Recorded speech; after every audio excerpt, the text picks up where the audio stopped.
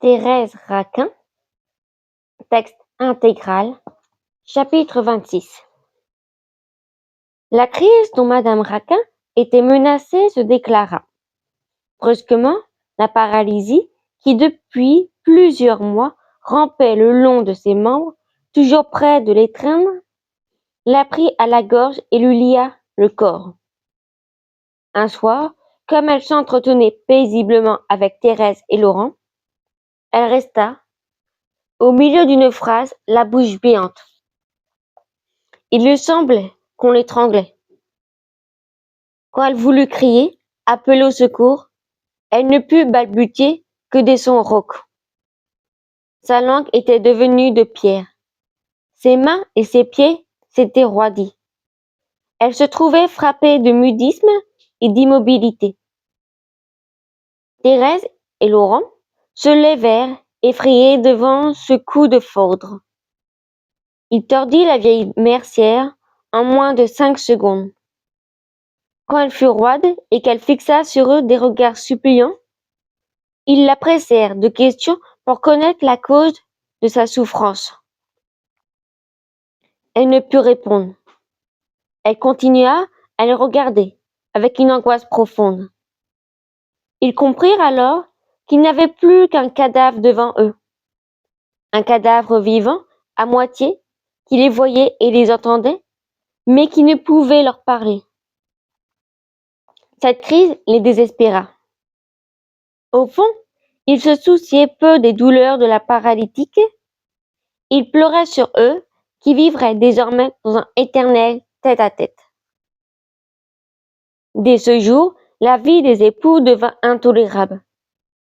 Ils passèrent des soirées cruelles, en face de la vieille opetante, qui n'endormait plus leur effroi sur ses doux retaquages.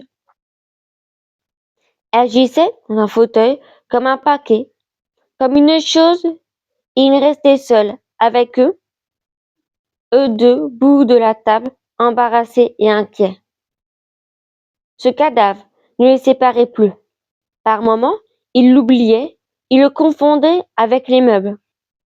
Alors leur épouvante de la nuit les prenait.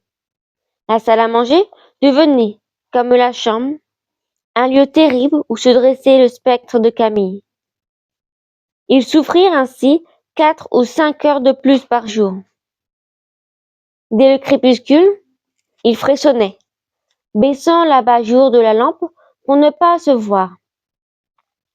Tâchant de croire que madame Raquin allait parler et leur rappeler ainsi sa présence, s'ils la gardaient, s'ils ne se débarrassaient pas d'elle, c'est que ses yeux vivaient encore et qu'il éprouvait parfois quelque soulagement à les regarder se mouvoir et briller. Il plaçait toujours la vieille impotente dans la clarté crue de la lampe, afin de bien éclairer son visage, de la voir sans cesse devant eux. Ce visage mou et blafarde eût été un spectacle insoutenable pour d'autres, mais ils éprouvaient un tel besoin de compagnie qu'ils reposaient leur regard avec une véritable joie. On eût dit le masque dissous d'une morte, au milieu duquel on aurait mis 2 yeux vivants. Ces yeux seuls bougeaient, roulant rapidement dans leur orbite. Les joues, la bouche étaient comme pétrifiées.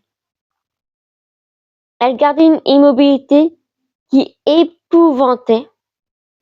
Lorsque madame Raquin se laissait aller au sommeil et baissait les paupières, sa face, alors, toute blanche et toute muette, était vraiment celle d'un cadavre.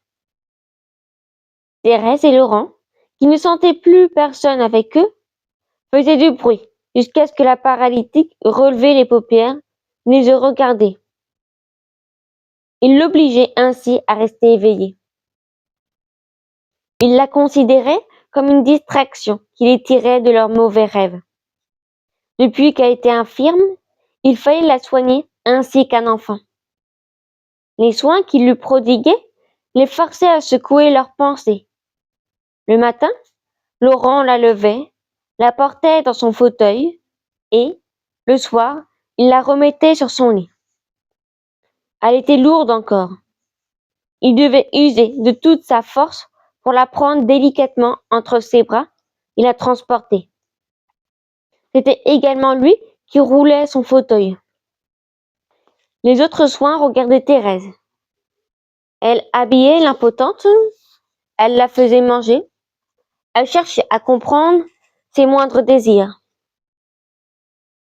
Madame Raquin conserva pendant quelques jours l'usage de ses mains. Elle put écrire sur une ardoise et demander ainsi ce dont elle avait besoin. Puis ses mains moururent. Il lui devint impossible de les soulever et de tenir un crayon. Dès lors, elle n'eut plus que le langage du regard. Il fallut que sa nièce devinât ce qu'elle désirait. La jeune femme se voua au rude métier de garde-malade. Cela lui créa une occupation de corps et d'esprit qui lui fit grand bien. Les époux, pour ne point rester face à face, roulaient dès le matin dans la salle à manger le fauteuil de la pauvre vieille. Ils la portaient entre eux, comme s'il eût été nécessaire à leur existence. Ils la faisaient assister à leurs repas, à toutes leurs entrevues. Ils feignaient de ne pas comprendre lorsqu'elle témoignait le désir de passer dans sa chambre. Elle n'était bonne qu'à rompre leur tête-à-tête. Elle n'avait pas le droit de vivre à part. À 8 heures, Laurent allait à son atelier. Thérèse descendait à la boutique. La paralytique demeurait seule dans la salle à manger jusqu'à midi. Puis, après le déjeuner, elle se trouvait seule à nouveau jusqu'à 6 heures. Souvent, pendant la journée, sa nièce montait et tournait autour d'elle, s'assurant si elle ne manquait de rien. Les amis de la famille ne savaient quel éloge inventer pour exalter les vertus de Thérèse et de Laurent. Les réceptions du jeudi continuèrent et l'impotente y assista, comme par le passé. On approchait son fauteuil de la table. De 8 heures à 11 heures, elle tenait les yeux ouverts, regardant tour à tour les invités avec des lueurs pénétrantes. Les premiers jours, le vieux Michaud et Rivette demeurèrent un peu embarrassés, en face du cadavre de leur vieille amie. Ils ne savaient quelle contenance tenir. Ils n'éprouvaient qu'un chagrin médiocre. Ils se demandaient dans quelle juste mesure ils étaient convenables de s'attitrer. Fallait-il parler à cette face morte? Fallait-il ne pas s'en occuper du tout? Peu à peu, ils prirent le parti de traiter Madame Raquin comme si rien ne lui était arrivé. Ils finirent par feindre d'ignorer complètement son état. Ils causaient avec elle, faisaient les demandes et les réponses, riant pour elle et pour eux, ne se laissant jamais démonter par l'expression rigide de son visage. Ce fut un étrange spectacle. Ces hommes avaient l'air de parler raisonnablement à une statue, comme les petites filles parlent à leur poupée. La paralytique se tenait, roide et muette, devant eux. Et ils bavardaient, ils multipliaient les gestes, ayant avec elle des conversations très animées. Michaud et Grivette s'applaudirent de leur excellente tenue. En agissant ainsi, ils croyaient faire preuve de politesse. Ils s'évitaient en outre l'ennui des condoléances d'usage. Madame Raquin devait être flattée de se voir traitée en personne bien portante et, dès lors, il leur était permis de s'égayer en sa présence sans le moindre scrupule. Rivette eut une manie. Il affirma qu'il s'entendait parfaitement avec Madame Raquin, qu'elle ne pouvait le regarder sans qu'il comprît sur-le-champ ce qu'elle désirait. C'était encore là une attention délicate. Seulement, à chaque fois, Rivette se trompait. Souvent, il interrompit la partie de domino, il examinait la paralytique, dont les yeux suivant paisiblement le jeu, et il déclarait qu'elle demandait telle ou telle chose. Vérification faite, Madame Raquin ne demandait rien du tout, ou demandait une chose toute différente. Cela ne décourageait pas Rivette qui lançait un victorieux. Quand je vous le disais, et qui recommençait quelques minutes plus tard, c'était une bien autre affaire lorsque l'imposante témoignait ouvertement un désir. Thérèse, Laurent, les invités nommaient l'un après l'autre les objets qu'elle pouvait souhaiter. Rivette se faisait alors remarquer par la maladresse de ses efforts. Il nommait tout ce qui lui passait par la tête, au hasard, offrant toujours le contraire de ce que madame Raquin désirait. Ce qui ne lui empêchait pas de répéter « Moi, je le dis dans ses yeux comme dans un livre. Tenez, elle me dit que j'ai raison. N'est-ce pas, chère dame ? Oui, oui. D'ailleurs, ce n'était pas une chose facile que de saisir les souhaits de la pauvre vieille. Thérèse seule avait cette science. Elle communiquait assez aisément avec cette intelligence murée. Vivante encore et enterrée au fond d'une chair morte, que se passait-il dans cette misérable créature qui vivait juste assez pour assister à la vie sans y prendre part? Elle voyait, elle entendait, elle raisonnait sans doute d'une façon nette et claire, et elle n'y avait plus le geste. Elle n'avait plus la voix pour examiner au dehors les pensées qui naissaient en elle. Ses idées l'étouffaient peut-être. Elle n'aurait pu lever la main, ouvrir la bouche, quand même un de ses mouvements, une de ses paroles eût décidé des destinées du monde. Son esprit était comme un de ces vivants qu'on ensevelit par mégarde, et qui se réveillent dans la nuit de la terre, à 2 ou 3 mètres au-dessous du sol. Ils crient, ils se débattent, et l'on passe sur eux sans entendre leurs atroces lamentations.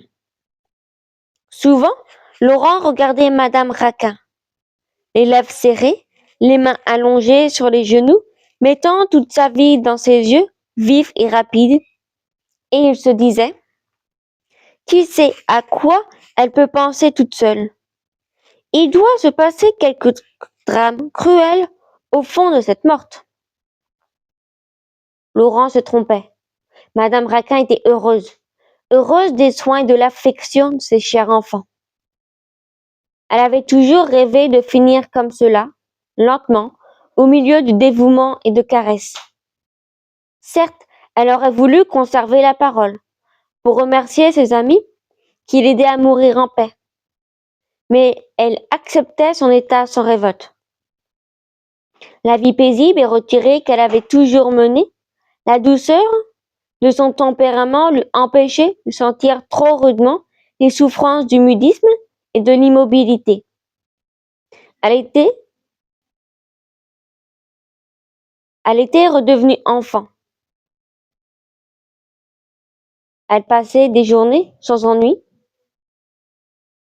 et regardait devant elle, à songer au passé. Elle finit même par goûter des charmes, à rester bien sage dans son fauteuil, comme une petite fille. Ses yeux prenaient chaque jour une douceur, une clarté plus pénétrante. Elle en était arrivée à se servir de ses yeux comme d'une main, comme d'une bouche, pour demander et remercier. Elle suppliait ainsi, d'une façon étrange et charmante, aux organes qui lui faisaient défaut. Ses regards étaient beaux d'une beauté céleste, au milieu de sa face dont les chairs pendaient molles et grimaçantes. Depuis que ses lèvres tordues et inertes ne pouvaient plus sourire, elle souriait du regard, avec des tendresses adorables, des lueurs humides passaient et des rayons d'aurore sortaient des orbites. Rien n'était plus singulier que ses yeux qui riaient comme des lèvres dans ce visage mort.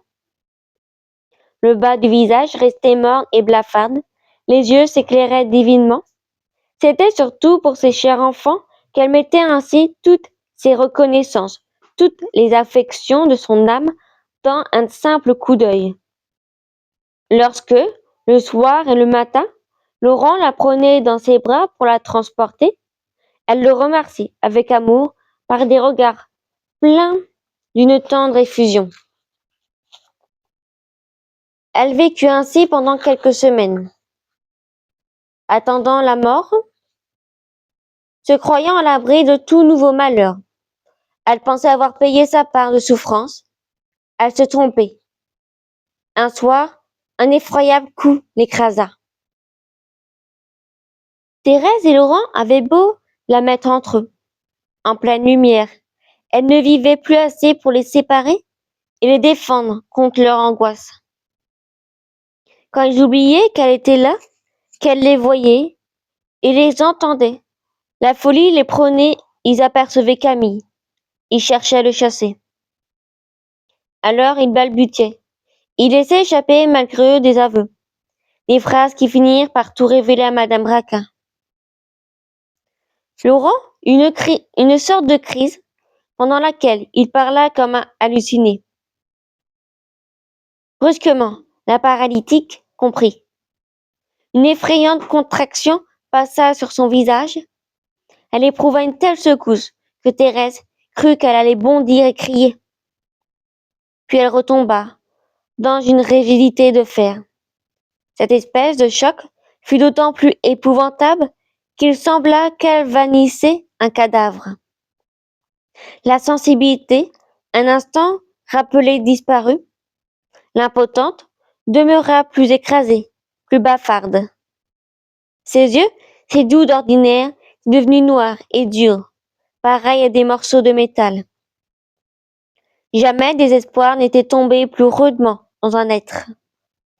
La sinistre vérité, comme un éclair, brûla les yeux de la paralytique et entra en elle avec le heurt suprême d'un coup de foudre. Si elle avait pu se lever, jeter le cri d'horreur qui montait à sa gorge, maudire les assassins de son fils, elle eût moins souffert.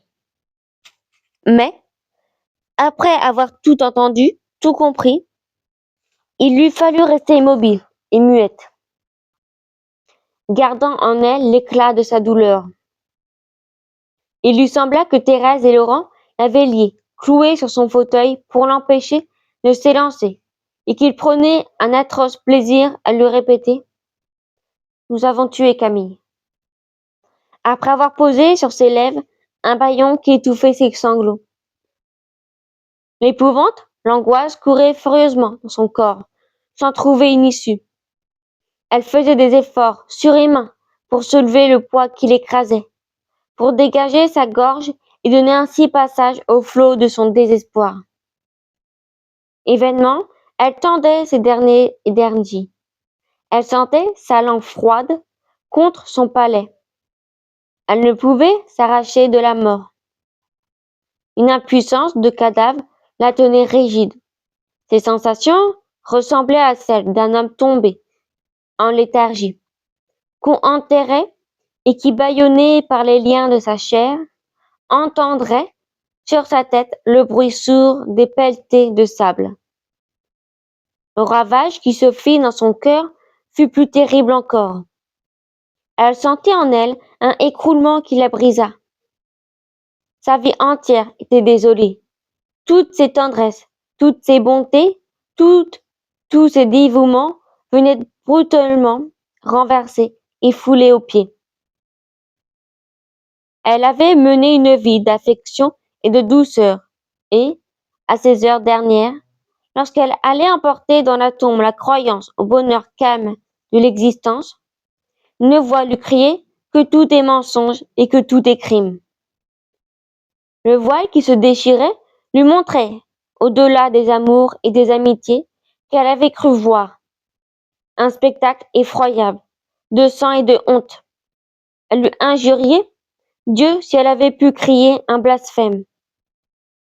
Dieu l'avait trompée pendant plus de 60 ans en la traitant en fille douce et bonne, en amusant ses yeux par des tableaux mensongers de joie tranquille. Et elle était demeurée enfant, croyant sentement à mille choses niaises, ne voyant pas la vie réelle se traîner dans la boue sanglante des passions. Dieu était mauvais, il aurait dû lui dire la vérité plus tôt, ou la laisser s'en aller avec ses innocences, son aveuglement.